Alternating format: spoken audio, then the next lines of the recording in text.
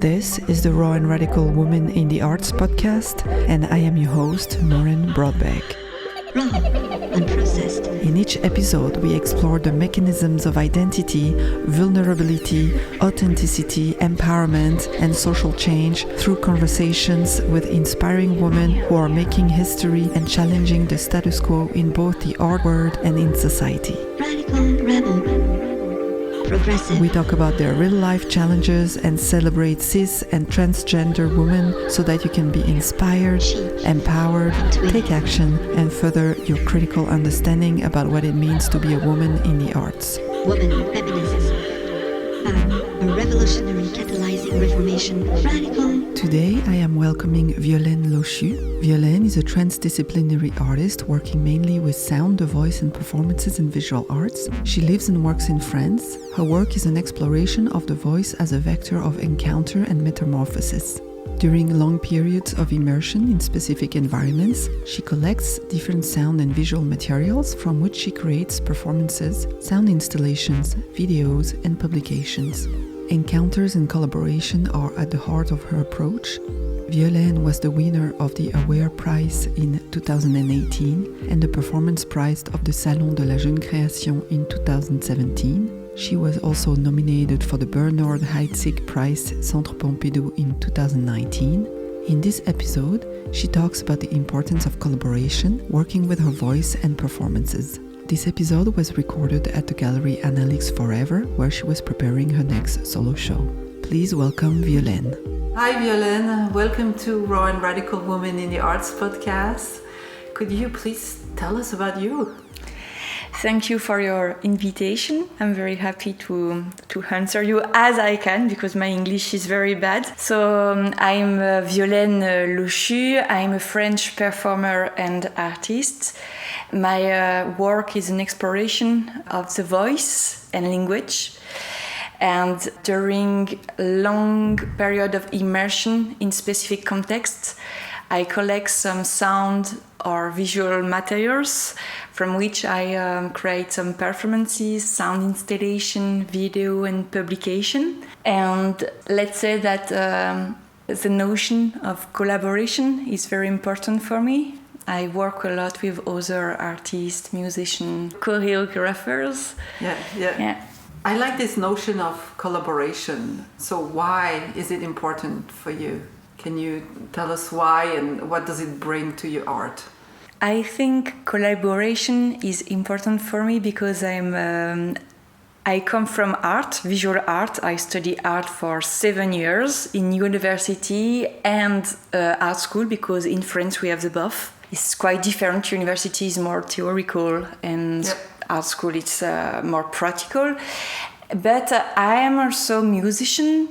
I studied classical music when I was a child, and after I bought an accordion when I was 18 years old, and I start to sing. I start to travel in Central Europe, in Poland, Ukraine, Lithuania, and also in South Italy to study some specific songs. I was very interested in Yiddish song and Italian song and Bulgarian songs.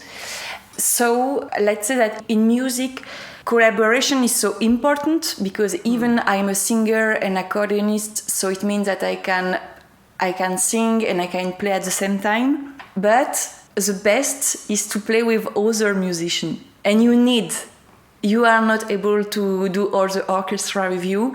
So I think it's totally usual when you are a musician, you have duo, trio, and I love duo and trio because it's really a collective brain. When you are more, you have your band, you are the singer, maybe you are 10 musicians, it's different. But just duo or trio is so good because you already share something about art. And I think that's why, for me, I have no problem with collaboration and I love it. I work all the time with the same team, with Christophe Amry, graphic designer, Makoto Friedman in video, Céline Régnard in makeup art, Rachel Woodson in photo. And it's important for me to say that my art is not just me. It's this team and it's all people who want to show my work as well, because when you are artist, you need you need the curators and the galleries. So yeah, I think an artist is not alone. It's not a romantic artist alone. No, you are a team. I feel like I am a team. Yeah, the voice is really predominant in your work. So please tell us about the voice. So as I said before, I started to sing when I was traveling with my accordion, and I started to sing when I was 21 years old, when I heard for the first time Bulgarian female polyphony. I was, very shocked. It was very emotional. And so I started to sing in that way, so with traditional music from another culture, and I learned like that, traveling, meeting women, and learning like that. But I really hurt my vocal cords. It's not tradition with my language, a French language, so it's another way to make the voice. And so after a while, my voice was broken because I was studying at the same time in art school, and I was trying to do very strange sounds with my voice too. So I have this both practice for a while, but very separate. Like in a part, I was like.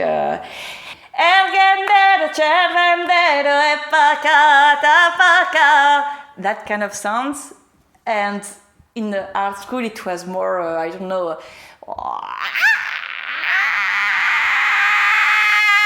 and after my diploma I mix the both and I start to perform, and at the same time I meet my voice master. Her name is Martina Catella. And she really helps me to find my voice and to have a hygiene. Hygiene.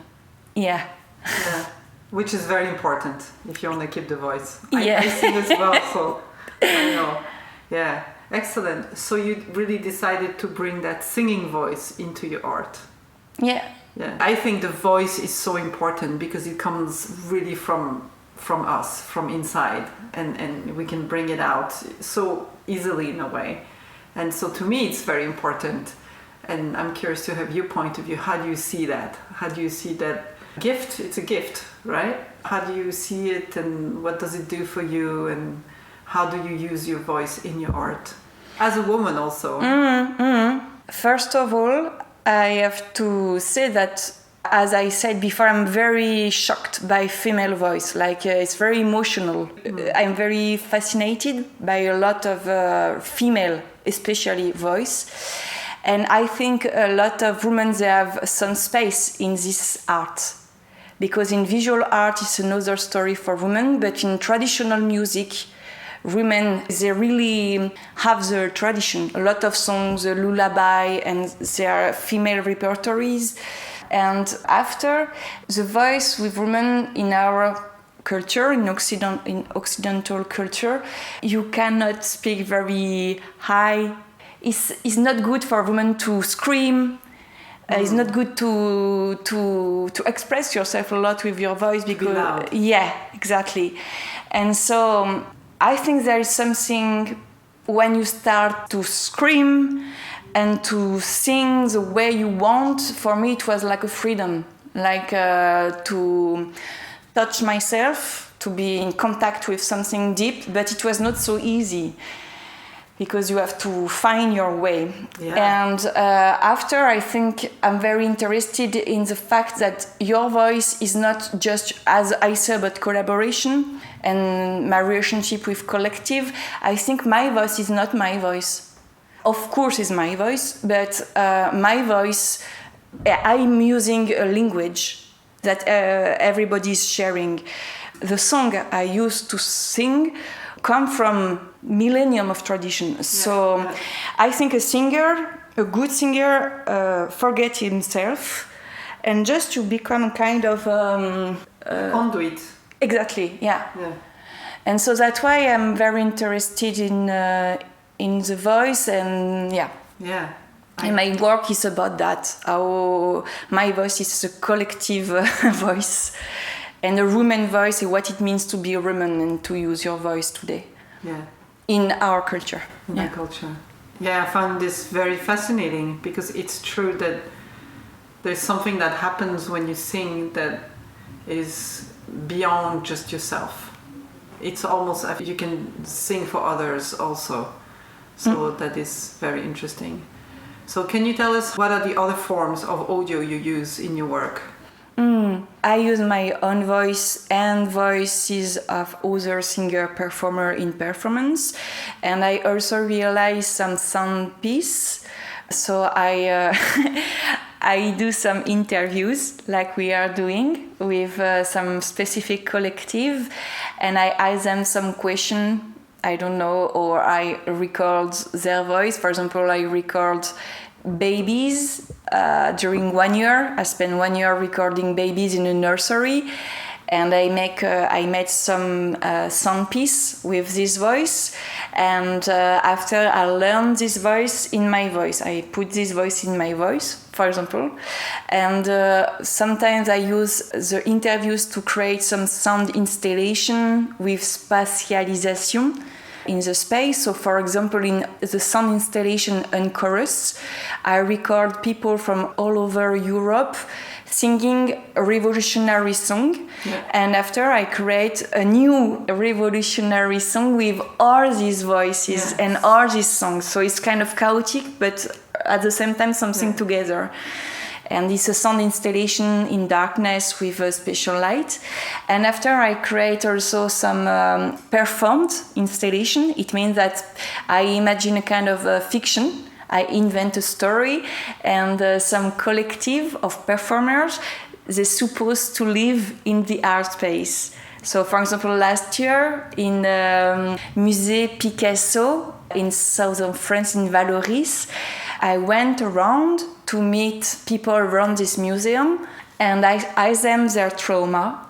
And it was interesting because there were a lot of people, they lived the Algerian war as French soldiers, or as Algerian soldiers, or as pieds noirs. And after, with all this voice, I create a sound piece. And in the museum, there were 4 performers, very special one, like they look like kind of guérisseurs. Healers, prêtres. Priests.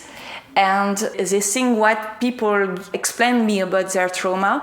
And singing that, it's a way to make a catharsis, a therapeutic work. So it's a performed installation. It means that when you go in the installation, you see a kind of material archive of this installation with all the elements of the performance, and you have film. Really a film, not a captation of a video captation of the performance, but really a film. And so and finally I realized also some drawings, but they are more like scores. So all my work is around performance and voice, but it takes different kind of forms. But it's always around voice. So tell us about performance. How do you approach a performance, and why is it important for you to do the performance and have the audience that's there? Yeah, because most of time I use a sound piece as a score. Everything is connected in my work. It's not, it's difficult to explain. But I do the performance because it's a personal engagement. It's a way to give back. It's a way to transform, to create a new story, to create new sounds. I work a lot with animal sounds as well. My last performance was about whales' song, cetacean signals, and the way the cetacean signals enter in relation with technological human sounds, and how it's very complex because sound kills the cetacean, really disturb the life under the water. So it's a way to synthesize all the relationship and to create a kind of unique voice where there are a lot of voices. So from the polyphony and the chaotic reality, you create one. And so you can express, you are just, as I said before about singer, you are just a canal. A channel, yeah. A channel. Yeah, a conduit, yeah. To give not a message, but to share a complexity. Yeah. Yeah, interesting. Do you feel like by doing the performance, it's also about taking space and owning the space around you? It depends of the performance, but most of time, no. I like when I can perform everywhere.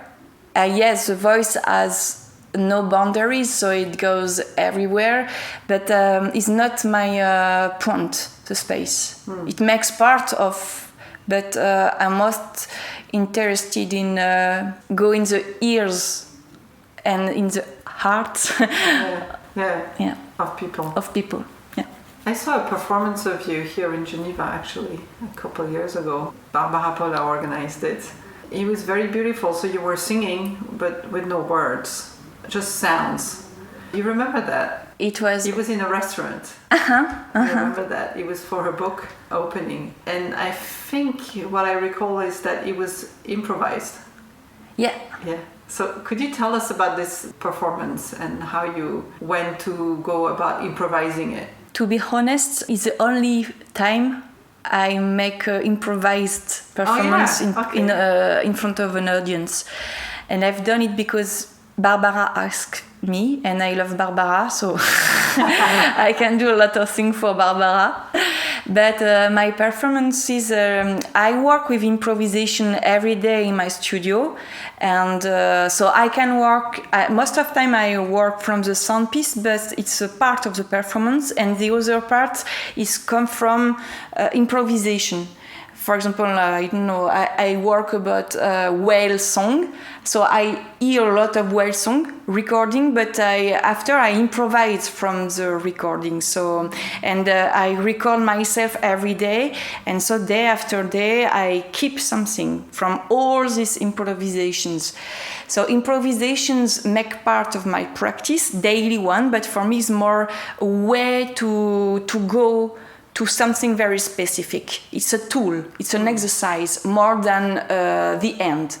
But for what you've seen, what you've heard, yes, Barbara asked me, it was several years ago, I don't really remember, but I remember that I was listening all these women speaking about their problem at home, and I expressed what I felt about all these complaints. And I've done something, but I don't really remember what. But it was an exception. Exception. Yeah. Yeah. Cool. Because of friendship. Friendships are good. And you as a woman in the art, how do you see your position, and how do you see your role as a woman in the arts today? You know, it's funny because I realized I was a woman, I think in 2018, because I got an important prize in France. The name is AWARE. Yeah. It's an association in France who take care about women artists and try to give them some visibility, especially the old one. And so when I got this prize, all the journalists, they asked me what it means to be a woman artist. And I was, because I'm 35 years old, so I think it was the beginning for me of my consciousness about that. And I was, but why do you ask me about my woman art? But because I feel like I am an artist. Okay, I'm a woman, but I'm also white, I'm also middle class, I'm also, I was very surprised about this question.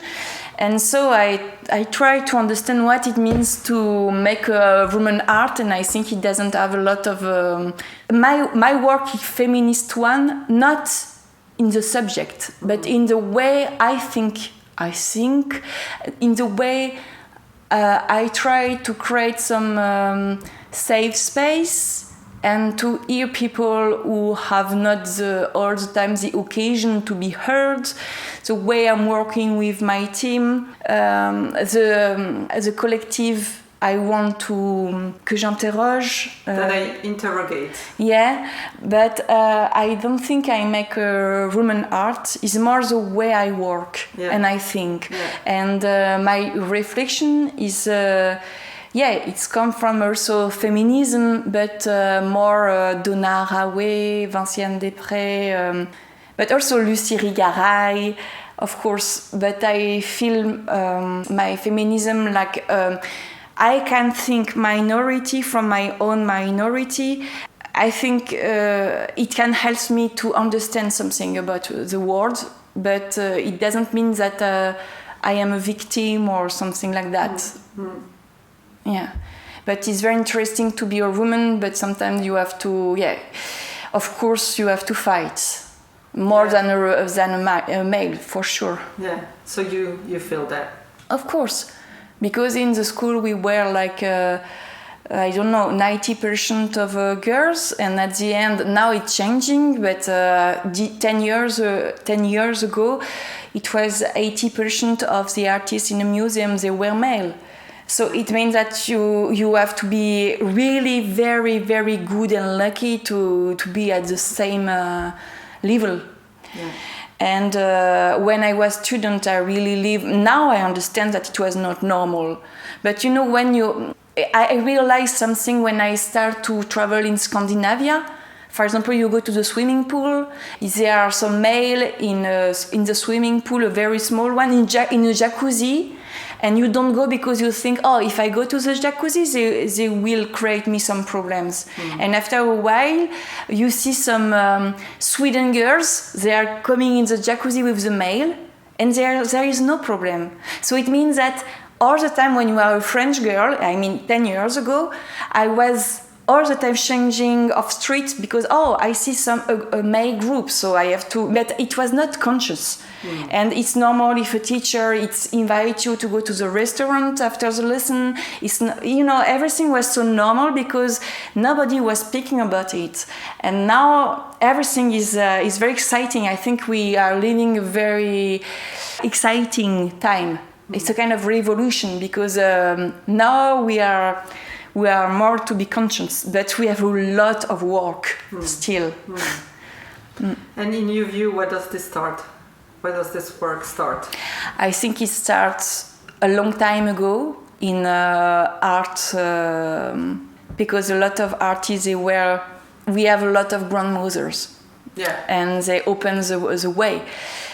So it starts a long time ago. But to be efficient like it is now, that director it's important now to have the parity. I think it really become important with me too. Yeah, true. That's true. You're here in residency at the Galerie Analix Forever, and you're preparing a project for an upcoming exhibition here. Can you tell us a little bit about it? Yes. Yes, I'm happy to be in residency for all the week with Barbara Paula in Analix in Geneva. And so my project, the name of the exhibition is MblaHah. So it means miam miam. So mumi mumi in English. I don't remember. Yum yum. Miam miam. Yum yum. Blah, it means blah blah blah blah blah. And MblaHah and ha ha ha ha ha. Okay. So it's all the oral pulsion, eating, speaking, and laughing. Excellent. And so the project starts this last winter. I was because my work is a lot about my biography, my experience. So it means that most of the time I work with other people, but it's because I meet them. But I most of the time I start from what I'm living at this moment. So Barbara proposed me to make this exhibition, and I was living a dark period. You know, sometimes when you are artist, you feel like empty and you don't have any desire to create something new. And so she proposed to me, but I really felt, wow, okay, what can I do? Because I was like really I felt sad and no ideas. So I start to drink and eat with artist friends and speak about my problem. And at the end, during this dinner, we were speaking about everything. And it really helps me to feel better, because I realized, okay, I'm not alone. It's totally normal to have this white period, you know, without any inspiration. And because we were speaking about so many things different, it really helps me to think about something else and to find again the inspiration and desire.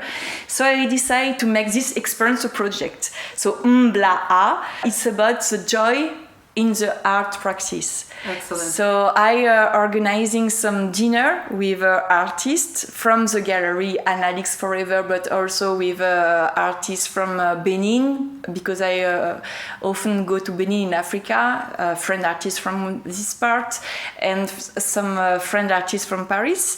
And I record these dinners, and after I will make some drawings from this drawing, because I'm very interested by the fact when you are in a collective, you think all together, and I would like to create some mental maps from this dinner. And I realized also interviews with artists, and maybe I think after with you, Maureen. During these interviews, I asking to artists to express themselves, to express them experience about emotional relationship with them arts. And I will make, I think, a song piece, kind of opera with all this artist voice. And during the opening day, I will make a performance about laughing. Excellent. Et voilà. Et voilà. Okay, great. Thank you so much. I can't wait to see this project. MblaHah. MblaHah. Very cool. Thank you so much, Violaine. Thank you. Yeah, thanks for your time.